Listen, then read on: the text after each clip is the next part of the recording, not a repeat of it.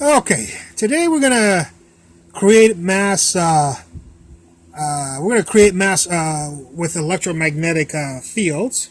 So let's try to do that.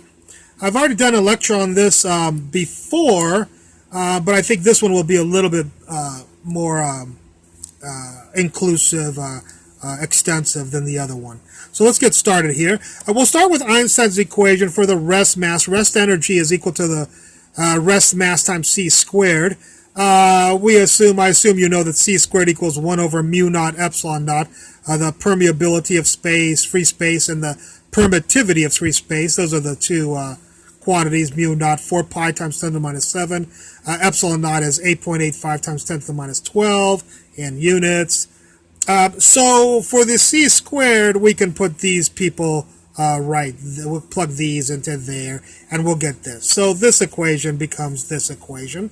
And what this does is, what this equation does better than this equation is, it shows us the electromagnetic relationship between mass and electricity and magnetism. So it's the other lecture that I did before didn't go as far as this lecture is going to go. I thought a little bit more about it, and I said, hey, there's an interesting idea here. So what I'm going to do is I'm going to solve for the mass here, and of course that's just the rest mass. Later on we'll generalize to any mass. If we solve for mass here, we'll scoot those over and we'll get this right here. Now, the question is here, when we look at this equation, we have mass on this side and we have energy on this side, and here we have some magnetic and electric constants here. So in this equation, we understand mass is in kilograms. What we wonder is, where's this energy going to come from? Is it thermodynamic? What should generate this this energy here? Well, these guys, I think, give us a clue to what is associated with this energy. It's not thermodynamic or any other kind. It's probably magnetic and electric in nature. So I think we need to find the energy of an electric field and a magnetic field. Let's try to do that. The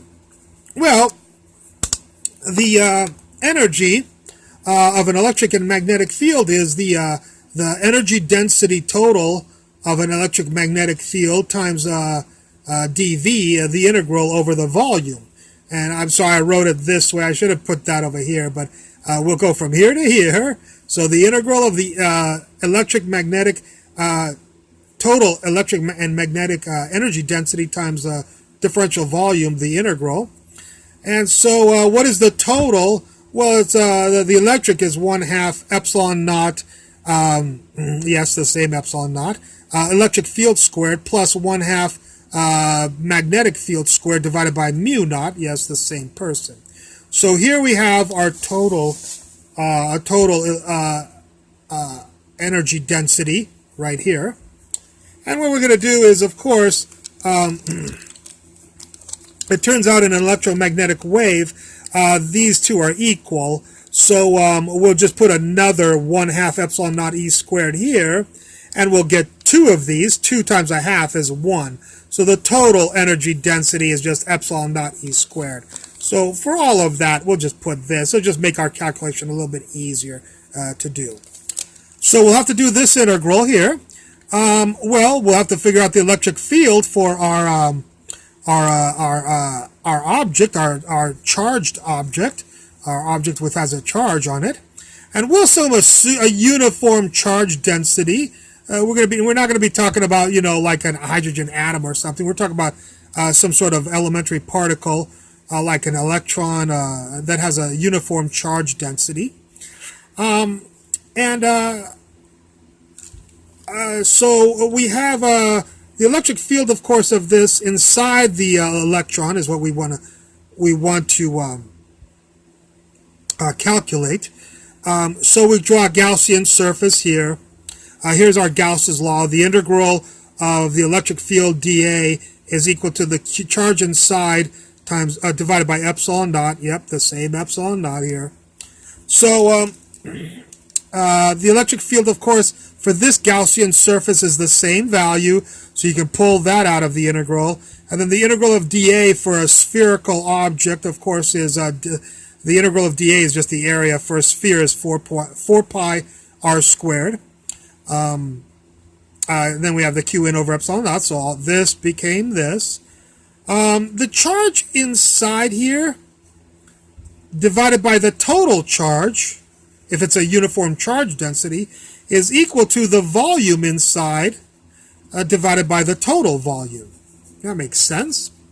The total volume is this, and I'm sorry, the charge inside is up to r, so that's the volume of a sphere r with radius r. Here is the total charge of the total volume of the object, which will be 4/3 pi a cubed of the total sphere. And so we get the charge inside equals r cubed over, if we do a little bit of algebra here, we get the solve for q in, we'll get this right here, r cubed divided by a cubed times the charge total. And so we can take this and plug it into q in right here and figure out what the electric field is. And if we do that, we'll get that the electric field is equal to this.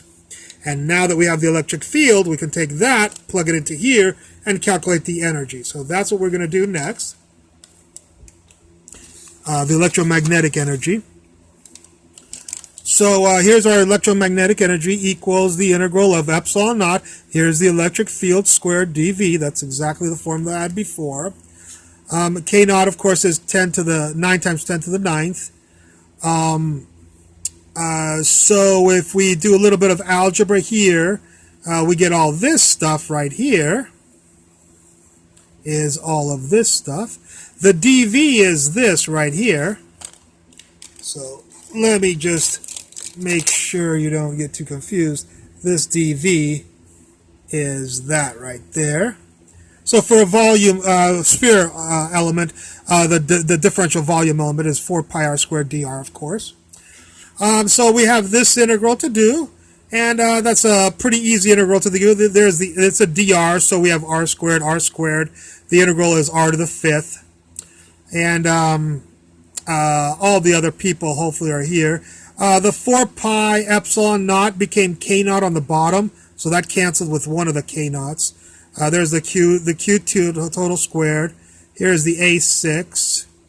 And r to the 4th divided by 5, there's the 5. So there's r to the 5th.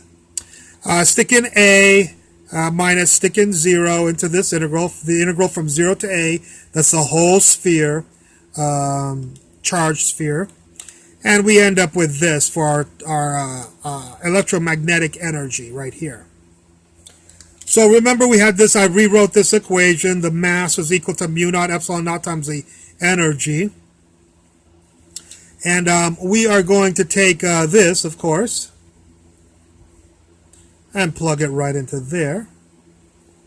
And so hopefully we get this right here.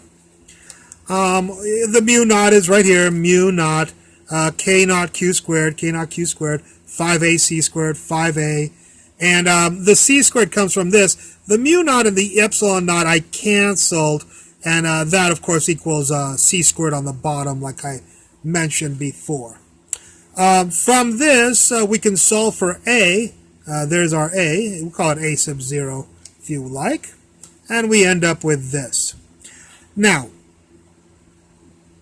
if you want to generalize this, of course, to a relativistic, some object that's moving at relativistically, we just have to put the square root of 1 minus v squared over c squared on it, because this is a length, so we'll have what's called length contraction, Lorentzian length contraction, or the Einstein length contraction formula from special relativity.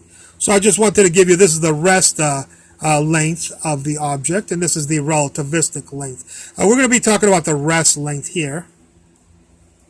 So let's do that. We'll plug in a few numbers. Do you know k naught, 9 times 10 to the 9th? Do you know the charge, 1.6 times 10 to minus 19 squared? We'll assume we're dealing with an electron. So there's our 5. Mass of the electron, rest mass, is 9.11 times 10 to the negative 31. And the speed of light is 3 times 10 to the 8th, of course. And if you calculate all of this, you'll get 0.5 times 10 to the minus 15 meters. Now, That's fine. What we wonder is, this is the rest length. It's also called the classical, it's close to the classical radius of the electron here. But what we wonder is when you, if you have one of the three particles that apparently is inside a proton, so we're going to do now not for an electron, we're going to do for the mass of a proton, which is 1.67, right here for the mass, sorry, right there. We're going to type in the mass of the proton, 1.67 times 10 to the minus 27, divided by 3, which of course the 3 pops up. So when everything else stayed the same, this was the same, this was the same, the speed of light the same, the 5 is the same. So everything was the same except we changed the mass to a third of the mass on of a proton. And the length we get then is 9 times 10 to the minus 19 meters, which means that when an electron, if it were to inhabit inside a proton, it would have a length of 9 times 10 to the minus 19 meters, which is below the resolution that we can measure for particles currently. Anyways, these numbers seem to be somewhat familiar, and so our analysis that mass is electromagnetically created seems to hold water here, as opposed to very complex Higgs particle analysis that we have currently. So I hope you enjoyed this lecture, and I look forward to any comments at the bottom of the page.